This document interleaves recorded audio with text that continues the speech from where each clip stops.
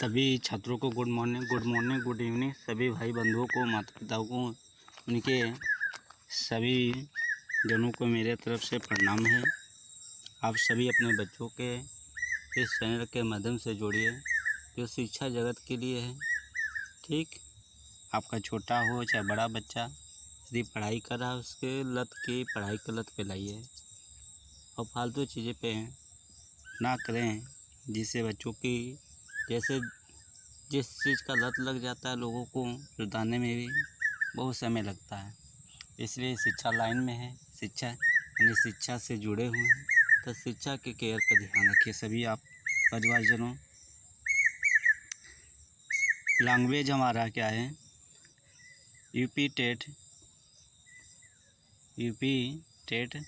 2018 का है, जो हमारा संस्कृत भाषा है, जो संस्कृत लैंग्वेज है। 30 क्वेश्चन आते हैं यूपी टेट में, और जो यूपी टेट का पेपर होता है कोई नेगेटिव मार्किंग नहीं होता। क्या होता है? कोई नेगेटिव मार्किंग नहीं होता है। इसलिए पेपर में आप लोग ध्यान रखिएगा, पेपर को सारे क्वेश्चन अटेम्प्ट करिएगा। कोई आपको बताए माइनस मार्क तो उस पर केयर न करिएगा, माइनस मार्किंग नहीं होता है। और अच्छे से तैयारी करेंगे, अच्छे स्कोर आएगा आप सभी का। ठीक, जैसे लिखा है व्यंजन संधि का उदाहरण। इसमें व्यंजन संधि का उदाहरण कौन सा है? तो व्यंजन संधि का हम उच्चारण कौन सा होगा? इस प्रश्न का उत्तर हमारा क्या होगा बाबू? पहला, यदि सजना है तो ये प्रश्न का उत्तर हो जाएगा। ठीक, दूसरा प्रश्न की आ जाइए, लिखा है तत्पुरुष उत्तम पुरुष से संबंधित सर्वनाम। उत्तम पुरुष से सर्वनामिक क्या है? सर्वनाम। क्या करना है? तो इसका हमारा जो है अवयव है, यही हमारा क्या है? उत्तम पुरुष का सर्वनाम है। अगला प्रश्न है धृत धातु में किन प्रत्यय का योग करने पर रूप बनता है? तो किन के रूप से क्या होता है? योग से प्रत्यय का धातु रूप बनता है। तो इस प्रश्न का उत्तर हमारा क्या हो जाएगा? घृति है। क्या लिखा? घृत्य है। देखिए मात्रा हलंत पे जो ध्यान नहीं देगा विसर्ग पे, यही तो हमारे गलतियां होती हैं। इस प्रश्न का उत्तर हमारा क्या होगा? ये नंबर होगा। क्या होगा बाबू? ये।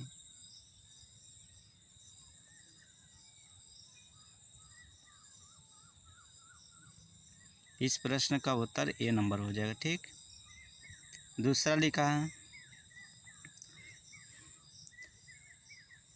छंदा अनुगत शिक्षा प्रारंभ होती है क्या? तो इस प्रश्न का उत्तर हमारा क्या हो जाएगा? इस प्रश्न का उत्तर होगा पद होगा। क्या होगा बाबू? पद होगा। इस प्रश्न का उत्तर पद हो जाएगा। अगला प्रश्न लिखा है शुद्ध वाक्य इसमें से क्या है? इसमें से शुद्ध वाक्य क्या होगा? तव गृह गच्छसि। इस प्रश्न का उत्तर होगा तव गृह गच्छसि। कहीं आपको दिखाई दे तो वही हमारा इस प्रश्न का उत्तर होगा। क्या होगा? तव गृह गच्छसि। इस प्रश्न का उत्तर 4 होगा। पेपर होगा ए बी, जैसे ए बी सेट हो गए प्रश्न का, सारे उत्तर आगे पीछे होंगे। अपना यदि किसी के पेपर रखे होंगे तो उससे मैच करिएगा, आगे पीछे प्रश्न होगा। ठीक, हमारा जो प्रश्न का है अलग सेट है, आपका कहीं अलग हो तो प्रश्न एक ही है, बाकी क्वेश्चन हेर फेर करेंगे। प्रश्न ये सारे मिलेंगे। अगला प्रश्न लिखा है बाबू अवनेस्पी के पदे का संधि क्या है? तो इस प्रश्न का उत्तर हमारा हो जाएगा पूर्ण रूप होगा। पूर्ण रूप होगा। अगला प्रश्न लिखा है नीति मार्ग के न पर्यंती। इस प्रश्न का उत्तर हमारा क्या होगा? कुलीना होगा। क्या होगा बाबू? कुलीना। आपका वीडियो थोड़ा धुंधला दिखाई दे, आप थोड़ा क्वालिटी बढ़ा लीजिएगा और पढ़ाई का इंटरेस्ट अपने न हटाइएगा। त्रयवा में संधि है क्या? त्रयवा में संधि कौन सा है? इसमें कौन सा संधि होगा? वृद्धि संधि होगा। जिसमें दो मात्राएं होते हैं वो क्या होते? वृद्धि संधि होते हैं। जिनमें एक मात्राएं का आपको दिखाई दे तो गुण संधि होगा। जिसमें बड़ा का मात्रा हो, बड़ी का हो, तो उसमें क्या करेंगे आप? क्या करेंगे? दीर्घ संधि लगाएंगे। ठीक। संस्कृत में अयोग्य वर्णों की संख्या कितनी होती है? संस्कृत में अयोग्यों की संख्या कितनी होती है? तो इस प्रश्न का उत्तर है 4। क्या होते हैं बाबू? 4 होते हैं।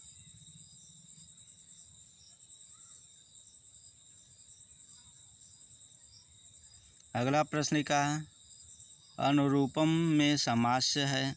अनुरूपम में समास कौन सा है?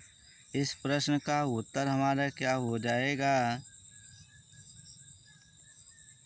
अब वही समास है। क्या है बाबू? अब वही समास होता है। इस प्रश्न का उत्तर ये हो जाएगा। अगला प्रश्न में आ जाइए। कौन सा स्वर हासु नहीं होता है? कौन सा स्वर क्या होता है? हासु नहीं होता है। तो कौन सा वो हमारा क्या होता है? हास स्वर नहीं होता है। अगला प्रश्न, संयुक्त से प्रधाने सूत्र किस विभक्ति का बोधक है? इस प्रश्न का हमारा क्या हो जाएगा? उत्तर तृतीय विभक्ति होगा बाबू। क्या होगा? तृतीय विभक्ति होगा। अगला प्रश्न देखिए। बालकावधि शब्द का संधि विच्छेद क्या होगा? बालकावपि शब्द का संधि विच्छेद होगा क्या? तो इसका प्रश्न बालको प्लस अपि, बालको प्लस अपि इसका संधि विच्छेद हो जाएगा। बालको प्लस अपि हो जाएगा। अगला, बगुले को संस्कृत में क्या कहते हैं? यानी बकुला को संस्कृत में क्या कहते हैं? तो इसको हम बोलते हैं, क्या बोलते हैं? बका। क्या बोलेंगे बाबू? बका ही बोलेंगे।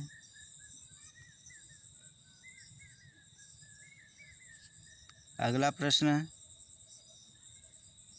हर्य क्रोध्यति में हर्य में कौन सा कारक है? इनमें कौन सा कारक है? तो संप्रदान कारक है। कौन सा बाबू? संप्रदान कारक है। इस प्रश्न का उत्तर हमारा होगा 1 होगा।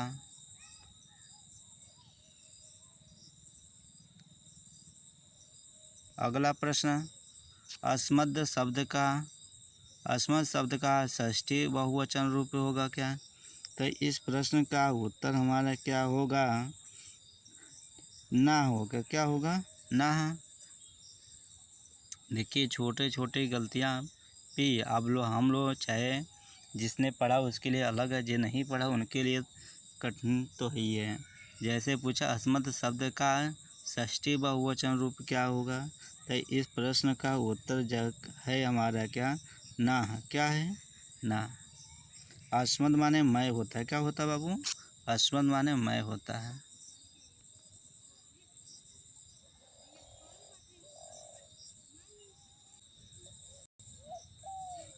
रमा शब्द का चतुर्थी एक वचन रूप होगा।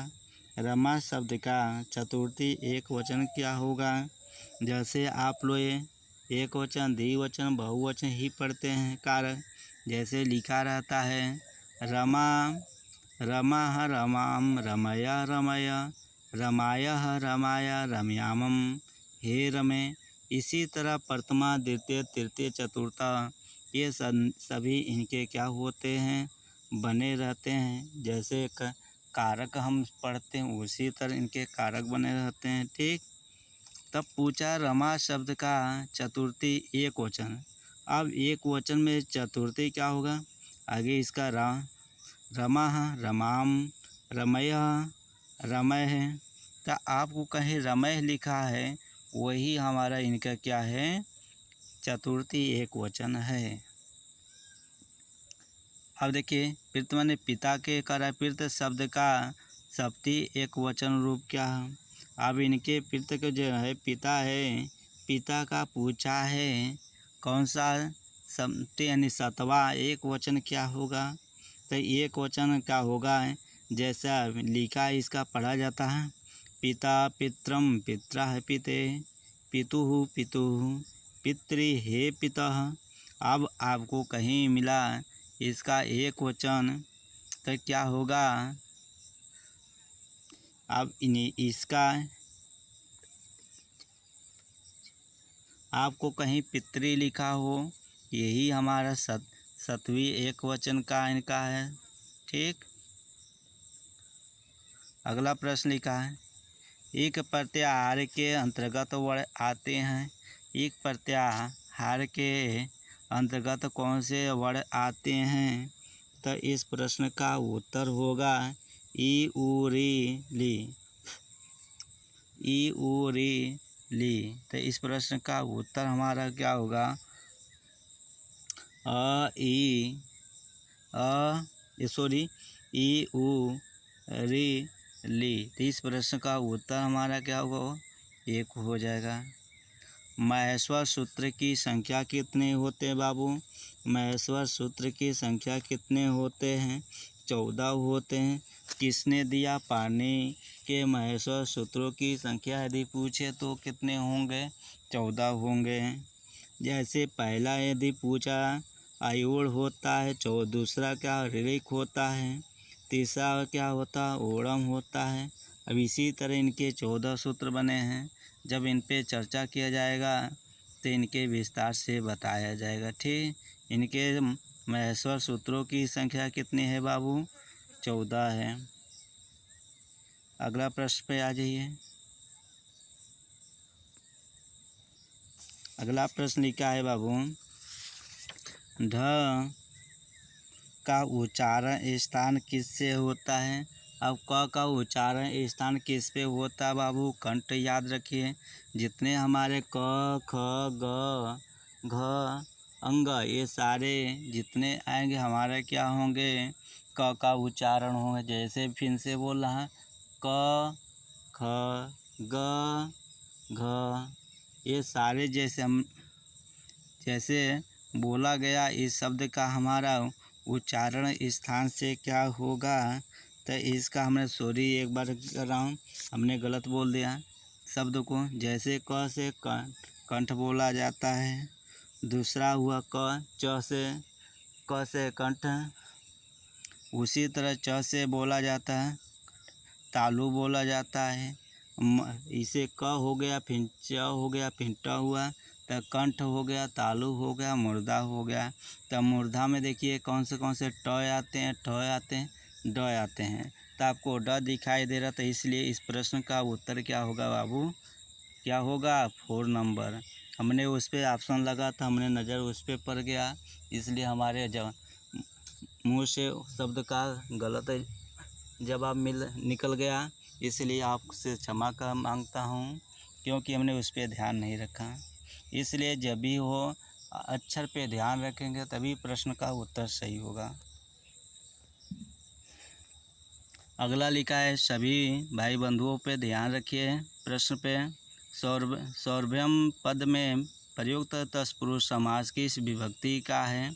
तो किस विभक्ति का है बाबू, तो इस विभक्ति का उत्तर होगा पंचमी होगा। क्या होगा, इस प्रश्न का उत्तर क्या होगा बाबू, पंचमी होगा। अगला लिखा है, कीर्तन शब्द में विभक्ति और वचन क्या है। ये सभी आपको बताया, इस शब्द को क्या पढ़ के हमने बताया, इस शब्द में कौन सा है आपको दिखाई दे। कीर्तन लिखा है, कीर्तन का होता है एक वचन, द्विवचन, बहुवचन होता है। क्या बाबू, बहुवचन के क्या है, द्वितीय है। क्या है, बहुवचन के शब्द क्या होगा, द्वितीय होगा। बहुवचन के क्या होगा, द्वितीय होगा। यानी दूसरा है, जैसे बोला पित्र है पितृन, तो इस शब्द का हमारा संधि विच्छेद क्या होगा बाबू? द्वितीय बहुवचन होगा। क्या होगा? द्वितीय बहुवचन होगा। ठीक। अगला प्रश्न देखिए बाबू, नदः शब्द में विभक्ति और वचन क्या है? नदः शब्द किसका मतलब हुआ क्या? नदी हुआ। क्या हुआ? हिंदी इसका क्या हुआ बाबू? हिंदी इसका नदी होता है। अब इसका देखिए संधि ये क्या बोलते हैं, कारक के रूप में है। कारक की इसीलिए कहा जाता है, सभी को कारक है। अच्छे से तरह याद करेंगे। कारक से रिलेटेड कई क्वेश्चन, 1 से 2 क्वेश्चन हर पेपर में पूछा जा रहा है। ठीक, संस्कृत हो या हिंदी हो। तो नदा शब्द में विभक्ति का वचन क्या है? तब प्रथमा बहुवचन है। क्या है बाबू? इस प्रश्न का उत्तर क्या होगा? जैसे नदी, नदी नदा हो गया, उसी तरह इनका हमने नदा लिखा। क्या बोला है? नदा। तो इसी तरह बोला गया। इस प्रश्न का उत्तर हमारा क्या होगा? इस प्रश्न का उत्तर का जवाब हमारा क्या होगा? प्रथमा, ये प्रथम में है और बहुवचन है। क्या है? प्रथम में है और बहुवचन का है रूप। सूर्य,